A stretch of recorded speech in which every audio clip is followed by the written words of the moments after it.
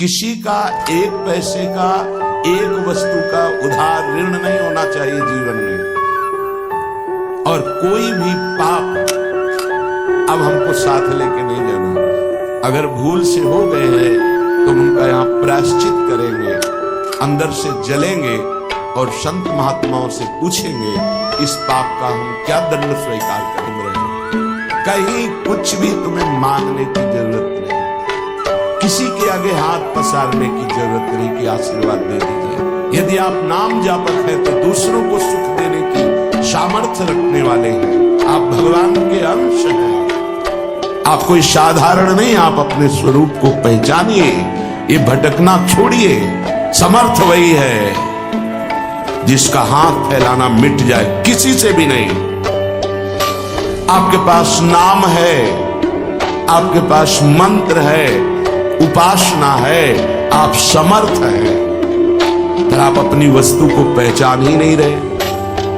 नाम जप में रुचि नहीं, सतमार्ग सत्क्रियाएं ये रुचि नहीं, तो कहीं भी भाग के चले जाओ दुख ही मिलेगा, अशांति मिलेगी, चिंता मिलेगी, आशीर्वाद नहीं मिलेगा। वो देगा भी तो लगेगा नहीं, क्योंकि हृदय में हमारे अंदर पात्रता नहीं आ रही।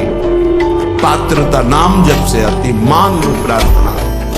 हृदय में वृंदावन प्रकाशित हो चुका है, प्रिया प्रीतम खेल रहे हैं। ऐसे महापुरुषों का संग नहीं, वृंदावन का आश्रय वास नहीं और प्रिया प्रीतम की उपासना नहीं, तो तुम्हारा जीवन धिक्कार। किस काम का जीवन? ये बच्चे पैदा करना, सोना, खाना, पीना, रहना, जीना, ये तो सुअर कुत्ता भी कर रहे हैं। यदि भजन नहीं, ज्ञान नहीं, भक्ति नहीं, वैराग्य नहीं, तो फिर पशु से बढ़कर के तुम नहीं हुए, पशु से नीचे ही हुए। क्योंकि पशु तो अपने कर्मों का भोग भोग कर ऊपर उठ रहे हैं, तुम सबसे ऊपर आकर अब ऐसे कर्म कर रहे हो कि नीचे उन्हीं को जाओगे। भोगों में सुख नहीं है। अनंत ब्रह्मांडों में जितने भोग हैं सब माया के द्वारा रचित हैं।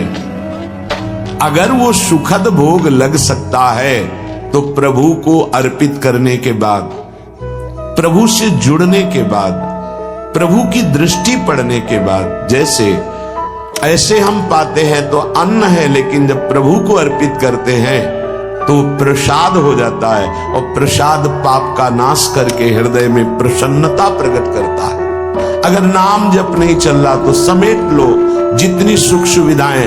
अंतिम समय हमारी बात याद करना, कुछ तुम्हारे हाथ नहीं लगेगा। अब भी देख लो, कोई 20 का है, कोई 50 का, कोई 40 का, 30 का। इतना समय व्यतीत हो गया, क्या है तुम्हारे पास जो यहां से ले चलोगे? और कौन सी अनुभूति है जिसमें तुम तृप्ति का अनुभव कर रहे हो कि मुझे ये मिला, मैं तृप्त हो गया? कुछ नहीं, जीरो पे जीरो हो। वही वासना, वही मांग, वही चिंता, वही शोक, वही भय, वही कामना। देखो ना, अंदर देखो। संतोष, शांति, निर्भयता, निश्चिंतता, निशोकता, परमानंद एक भी है नहीं। वो बिना भगवत आराधना के नहीं। प्रिया प्रीतम, जीवन आपको समर्पित है तो अंतिम श्वास में आप चूक मत करना।